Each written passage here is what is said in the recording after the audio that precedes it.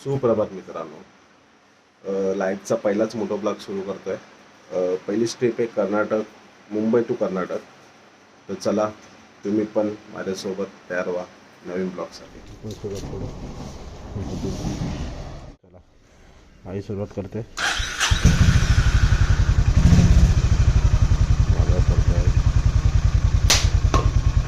कुठला bye bye.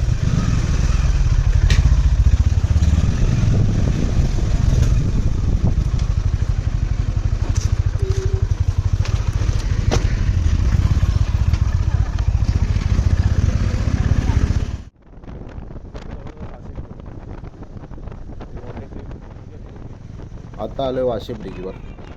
खरं सांगू ना, खूप सकाळी सकाळी खूप सुंदर वाटतं. लेफ्ट साईडला मस्त पाणी, फ्रेश अशी हवा. पूर्ण ट्रॅव्हल करायला ना एक अलगच वाईब येते. मस्त वाटतं. मुंबई टू नवी मुंबई कनेक्ट करणारा हा रोड ना खूप सुंदर आहे, खूप सुंदर आहे. आणि गाडी चालवायला खूप वेगळीच मजा येते. आता आलो पाम बीचवर, नवी मुंबईच्या एकदम सुंदर अशा रस्त्यावर. आजूबाजूला पामचे ट्री, क्लीन रोड आणि मस्त अशी स्मूथ ड्राईव्ह चालू आहे. भारी वाटतंय. सुंदर, मस्त मस्त मस्त. नाश्ताच केला आता जस्ट बिकानेरमध्ये. आता निघते पुढच्या प्रवासासाठी. प्रवासाला कसं मस्त आहे की जर नाश्ता नाही केला ना मजा नाही. आणि कसं खाली पोट आणि एवढं लांब जायचं म्हणजे समजतं ना. फटाफट गिअर अप करतो, ग्लोव्ज घालून घेतो.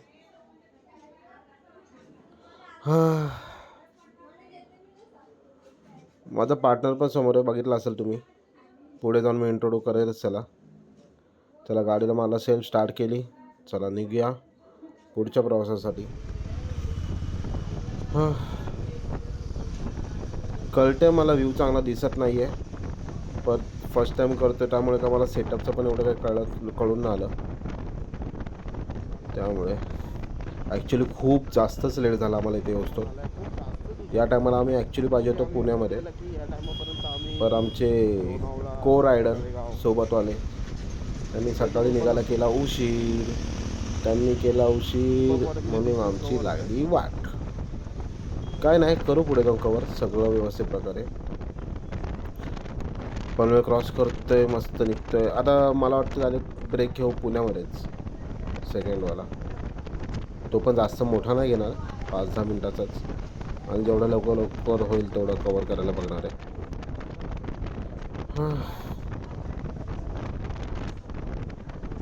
फर्स्ट टाईम ब्लॉग करतोय ना, तर एक वेगळी जसं आहे ना उत्सुकता झाली मनामध्ये.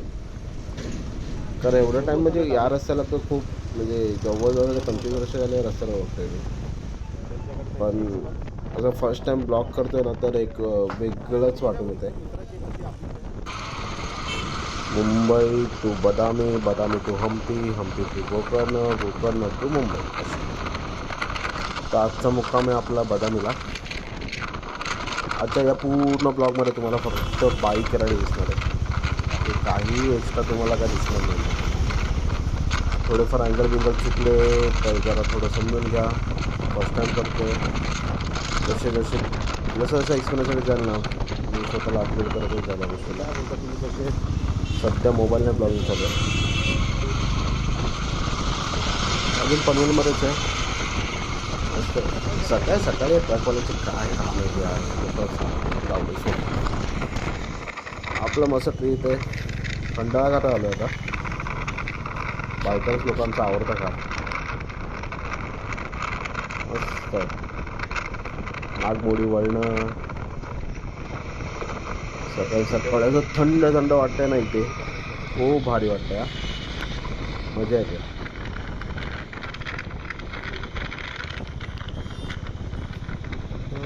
आता कुठली तरी पालखी चालली वाटतं ही. साईबाबांची की आई एकविराची आहे.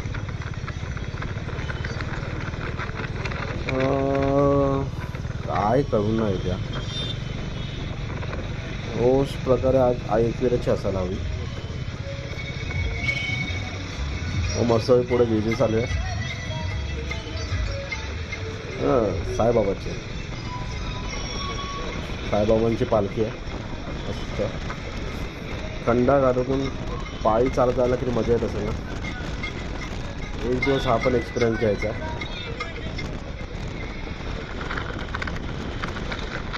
चला निघू पुढे आता.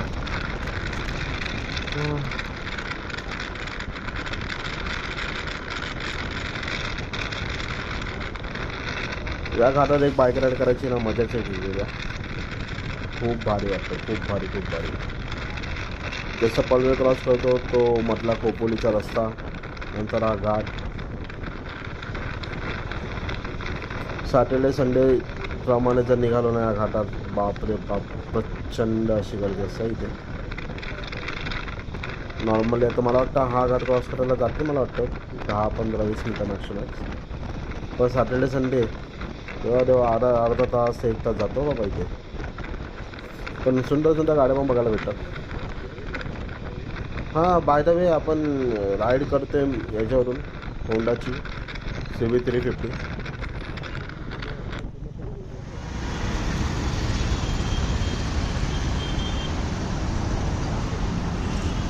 मोठी बोलत हां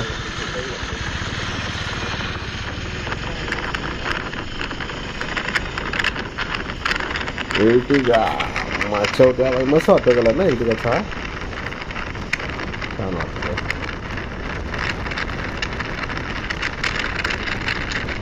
ते कोणाला इकडची कहाणी कोणाला माहिती असेल ना तर कृपया करून मला कमेंटमध्ये एक्सप्लेन करा. पुण्याला आलो आहे, ब्रेक घेतलेला, आता निघू सांगलीसाठी डायरेक्ट. तर सांगलीमधून ब्लॉग चालू करतो आता. मध्ये काही घेतलं नाही,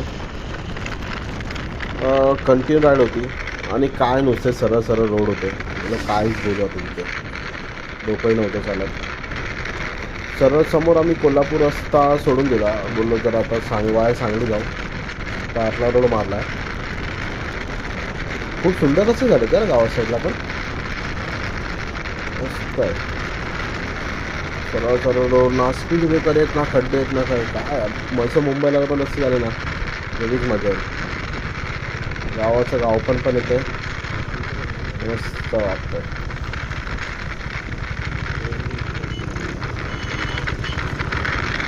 आत्ता वाटलं की स्पीड ब्रेकर हे करून, तर नाही, मस्त आहे. असाच जर कंटिन्यू असा नॉनस्टॉप असेल ना तर लय मजा ना बाईक राईडसाठी. आता इथून पुढे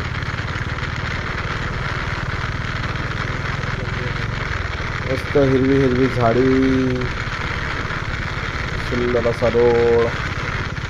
मेन म्हणजे ना ट्रॅफिक नाही ना, त्यामुळे मस्त वाटतं. म्हणून तर गावाच्या गाडी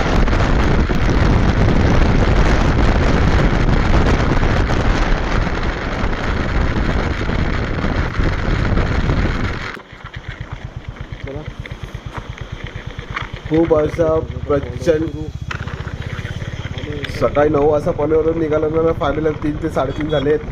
तब्बल 6 ते 7:30 तासानंतर. हे नाही असं कसं होईल 6 ते 7:30 नंतर, 4-4:30. अरे बापरे बाप, जवळ 8-8.5 तासानंतर कॅनलला बॉलायला एंट्री केली आहे. भारी वाटतंय. केच्या गाड्या बघून ना असं वाटतंय अरे बापरे काहीतरी वेगळं केलं आपण. बघा बॉलला एंट्री एक वेगळी खुशी होती. आणि हे बघा एक खडबडी रस्ते चालू झाले ऑफ रोड. तर बघा आमचा दुसरावाला बघा एक्सप्रेसवाला त्यांना अड्डन पुढे गेला आणि आम्ही आपले हळूहळू हळूहळू. भारी वाटते भारी वाटतं भारी वाटतंय.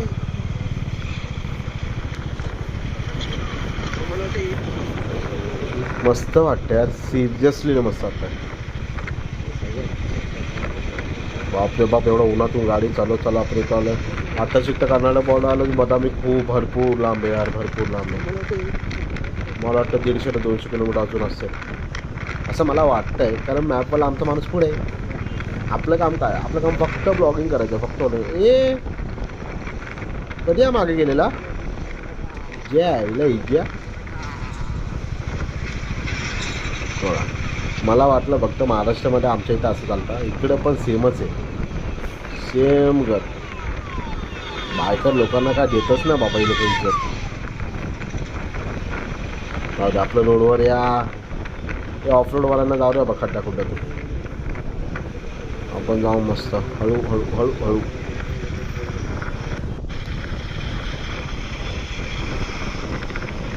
मागे 2-3 बोर्ड होते यार की कर्नाटकपेक्षा पेट्रोल स्वस्त आहे. खरंच आहे की नाही काय माहिती पुढे गेलं फ्रेंड.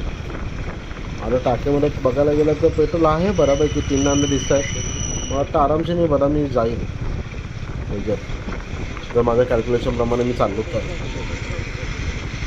तर बघू आता कसं होतं काय होतं.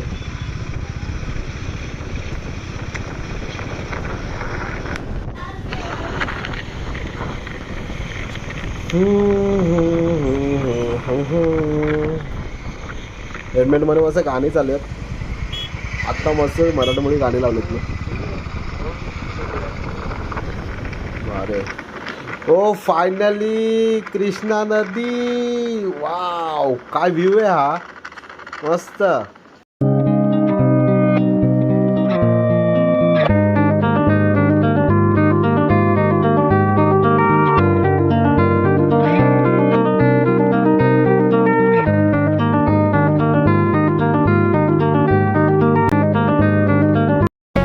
टोटल 12 तास झाले. 513 किलोमीटर डन. अजून 60 किलोमीटर पेंडिंग. बरोबर डायरेक्ट आता